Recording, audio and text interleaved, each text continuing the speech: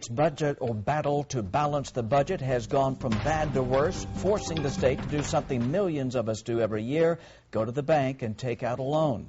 Nine on Your Side wants to know, is that legal? And if it is it the right thing to do? We sent Craig Smith to find out. Think you're burning up your credit for the holidays. Arizona's about to borrow $700 million to be sure there's enough cash on hand to keep government going. The best way to understand this is that basically all the credit cards the state has are maxed out. We're having to get another one to make sure the payroll doesn't bounce.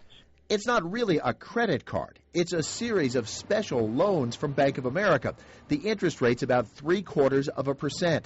That might seem like a great rate for you, but when the state borrows up to $700 million, the interest still rings up as high as $5 million.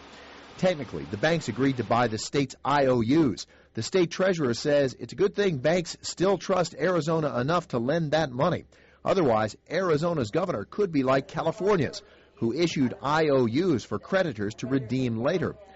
Borrowing puts the state in a tricky legal situation. U of A public policy professor Dr. John Peng says technically it's against the state constitution to borrow to close a budget deficit.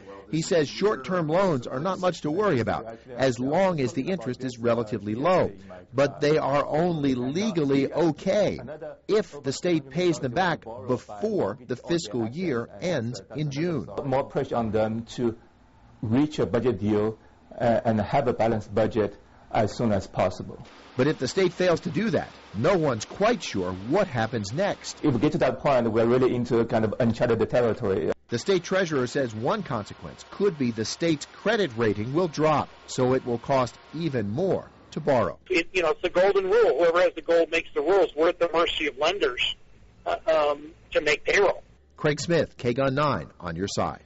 The state treasurer says Arizona's holding a AA credit rating, so major lenders are still willing to lend at good rates. He says the state simply must cut expenses and hold on until the economy refills that state treasury.